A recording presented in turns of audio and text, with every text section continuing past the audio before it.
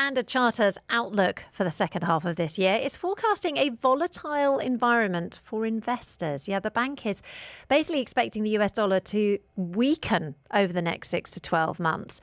Quite an interesting assessment considering really sort of quite robust US economic data that we're getting at the moment, in particular in the last 24 hours. So let's find out how they came to that conclusion. I'm delighted to say I'm joined now in the studio by Manpreet Gill. He is Chief Investment Officer for Europe, the Middle East and Africa for Standard Chartered. Good morning, Manpreet. Lovely to have you with us. Good morning. Always a pleasure. Yeah, I'm really interested in your report. So weakening US dollar, that is despite this great data that we've been getting just recently. Obviously, we've had jobs figures in the last 12 hours or so, up 147,000, better than expected. What are the factors that are driving your forecast?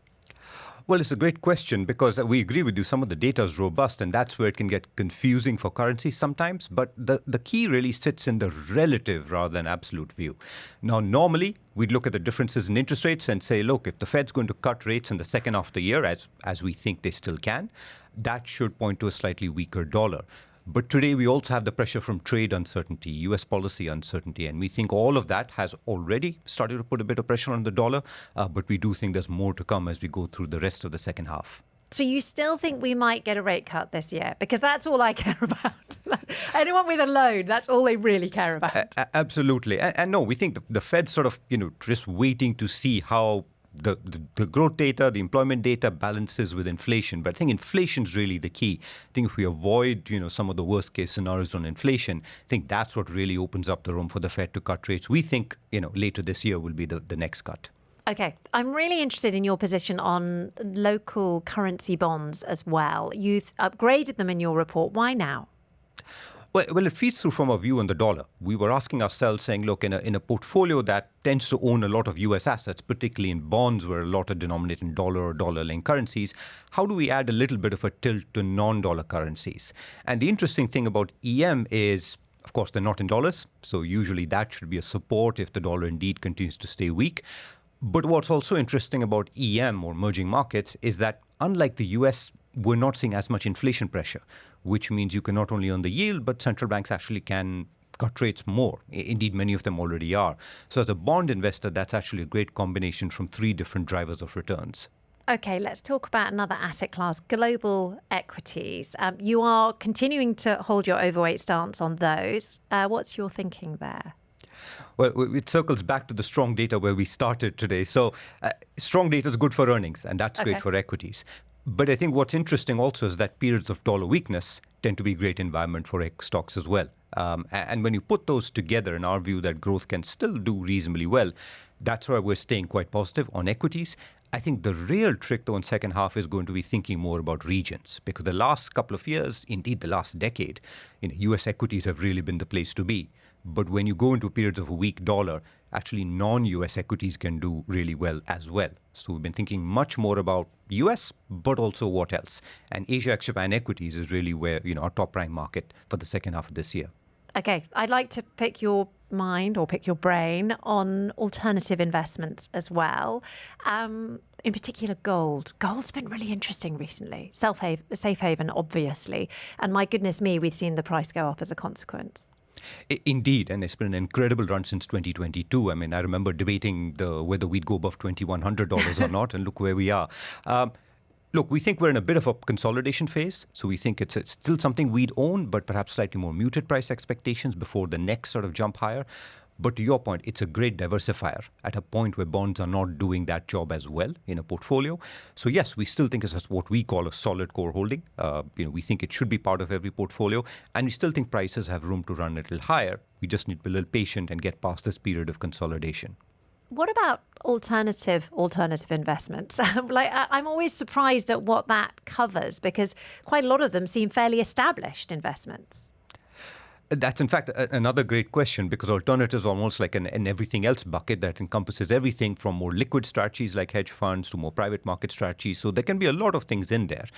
I think for us, it's really about, looking at the universe that each and every one of us might have access to. And within that saying, how do I get a good exposure of both liquid and private market strategies?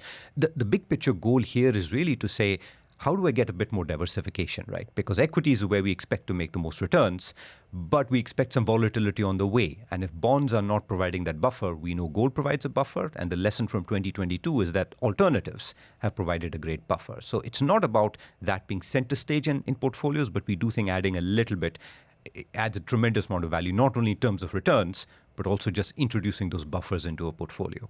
Okay, so when I was digging into your report last night, late night reading, I noticed that you didn't mention crypto at all. Is that intentional?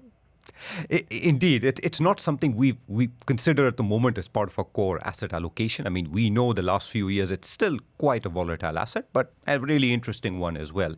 I think, look, there's nothing wrong in having a small allocation, but let's call it what it is. At the moment, it's a very, very high volatility, asset. So perhaps not something that's in the same league as equities, bonds, and in more traditional markets.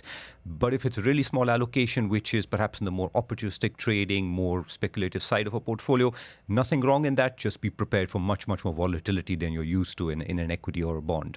Okay, talking about volatility, we are expecting, quite a lot to happen over the next 6 months. We know we've got the sort of the resurgence of the tariffs topic coming next week.